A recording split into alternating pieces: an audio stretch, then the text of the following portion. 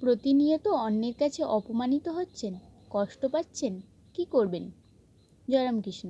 আমি মৌসুমি। আজকে আলোচনা করব কাউকে অনেক ভালোবাসার পরও তার কাছ থেকে অনেক অপমানিত হলে আমাদের কি করা উচিত।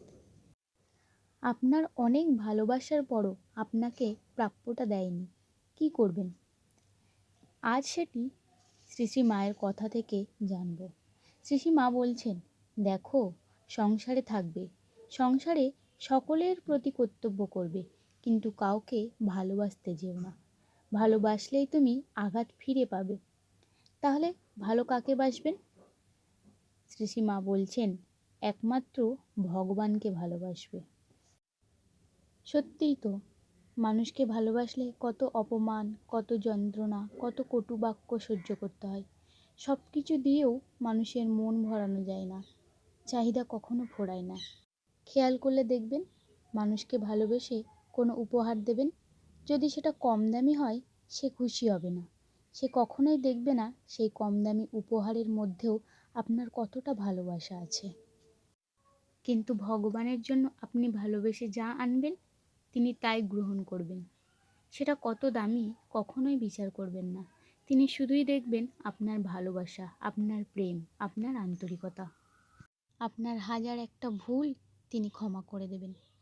আর আপনি কোনো মানুষের জন্য যদি হাজার ভালো কাজ করে থাকেন, কিন্তু একটা ছোট্ট ভুলের জন্য আপনি তার কাছে অপরাধী হয়ে যাবেন। আর ভগবানকে ভালোবাসলে তিনি পৃথিবীর সমস্ত প্রাপ্য বস্তু আপনার কাছে এনে দেবেন। এই বিষয়ে মনোবিদরা বলছেন, কেউ আপনাকে প্রতারণা করছে, ঠকিয়ে গেছে, কেউ আপনাকে নিয়ে মিথ্যা দোষারোপ করছে, কেউ অপমান করছে, কেউ বিশ্বাসঘাতকতা করছে, কি করবেন? একটাই কাজ। এই এতগুলো প্রশ্নের একটাই উত্তর দিচ্ছেন মনোবিদরা।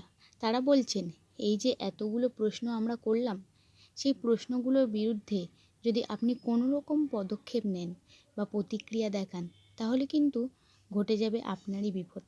আপনার মন বিচলিত হবে, কষ্ট পাবেন আপনি। তাহলে কি করবেন? মনোবিদরা বলছেন, এই প্রতিটি ক্ষেত্রে চুপ হয়ে যান। এমন নীরব করে ফেলুন নিজেকে যে যে মানুষগুলো এমন ঘটনা আপনার জীবনে ঘটিয়ে দিচ্ছে, তারা যেন আর কখনোই আপনার কথা বা ছায়া না দেখে। তাদের থেকে দূরে থাকুন আর মনে মনে প্রতিজ্ঞা করুন আর কখনোই তাদের দিকে ঘুরে তাকাবেন না। শুধু এই প্রতিজ্ঞা করতে পারলেই দেখবেন আপনার মনে পরবর্তীতে কোনো কষ্ট দাগ ফেলতে পারছে না। এই নীরবতা আপনাকে দমবন্ধ করা আর্তনাদ দেবে, কিন্তু অপরপক্ষ যারা আপনার জীবনে এই ধরনের ব্যবহার করেছিল, তারা আফসোস করতে থাকবে। আসলে আমরা প্রতিবাদ করি কেন? প্রতিবাদ করি হারাবার ভয়ে। তখন কথা বা শব্দ দিয়ে প্রতিবাদ করি। কিন্তু আপনারা জানেন কি, যে মানুষগুলো আপনাকে মানুষ বলে মূল্যায়ন করেননি, আপনাকে দমবন্ধ করা কান্নার অনুভূতি দিয়েছে, তারা কিন্তু এই বাস্তব জগতে আপনার কেউ নয়। তাহলে আপনার আপনজন বলতে কে? আপনজন বলতে আমরা কিন্তু একমাত্র বুঝি ঈশ্বরকে। এটা আমার কথা নয়, এটা শাশ্বত কাল ধরে ভারতবর্ষের প্রাচীন মুনি ঋষিরা বলে আসছেন।